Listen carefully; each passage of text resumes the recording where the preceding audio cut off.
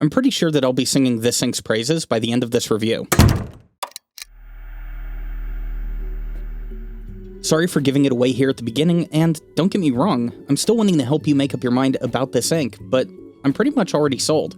You'll see here a little bit later that yes, the dry time could be better, but the KPIs and overall performance on this one have me adding this to the collection. So before we get into those KPIs, let's talk about the downsides that come along with this ink.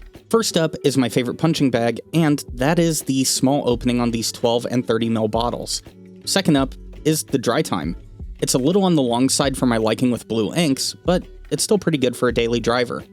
And the final one is the lubrication of the ink. Silent Night is going to narrow the line width pretty close to one size. Are these deal breakers? Well, that's going to be up for you to decide. So let's get into those KPIs and see if this is going to be an ink for your collection as well. First up is this ink blot. I think it helps to go into a dark blue ink like Silent Night without expecting massive dynamic range.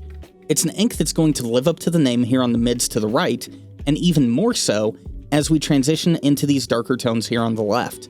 Where this ink wins me over though, is where I find most of my writing in both formal and print coming in really close to these transition tones.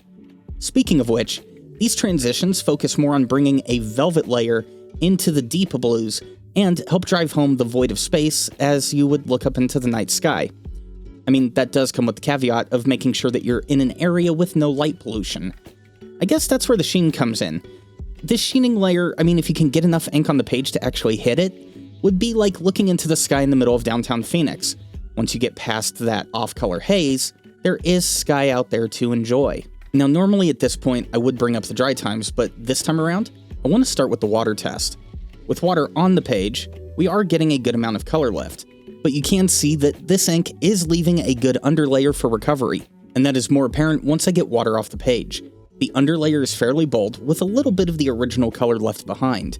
I will say though that there is a little bit of clouding here that takes away from the performance, but this is an easy to recover ink that I do feel comfortable taking with me into the workplace. Though I guess that part would really depend on dry time, so let's take a look at that next. Starting here on Rhodia, we are looking at an impressive 15 to 16 second dry time out of a broad nib. For as bold as this ink is, that's actually a really nice dry time, especially when you see the smearing in the writing sample later on. When we switch over to my paper of choice, this gives us a dry time at just over 20 seconds. So going off of KPIs alone, I'm calling this a good workplace ink. Sure, the dry time could be better, and you'll see the line width issues here in a second on the writing sample, but the performance is good enough that it's easy for me to overlook that with this ink.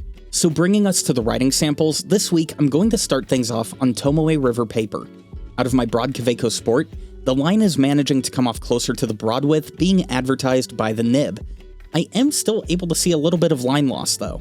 The dynamics tend to stay closer to the darker mids, just barely avoiding the transitions when I'm in formal script, and none of the sheen from the ink blot is on display. Switching over to print continues the trend. I'm not gaining or losing any of the dynamic range. Line width is still pretty consistent and just on the thin side, and the sheen is still absent. The only thing here is that with the limited lubrication, this ink is allowing me to feel more of the paper than I would prefer to in most situations. Aside from that, on TR, this ink is succeeding at living up to its name.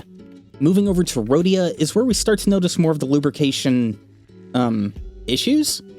Lower lubrication is going to lead to more feedback, but it's not going to kill a writing experience entirely.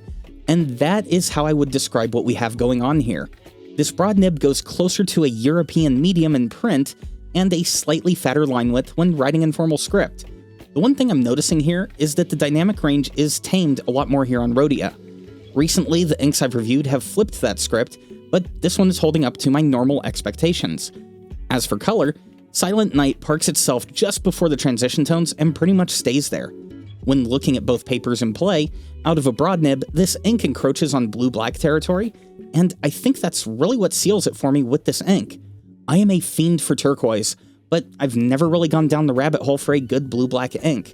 This ink could very well fill that niche in my collection. It has good dynamic range, the flow is on point, dry time and water performance let this ink go with me to work. And it fits nicely in that professional color range where I really haven't put that much time in the researching.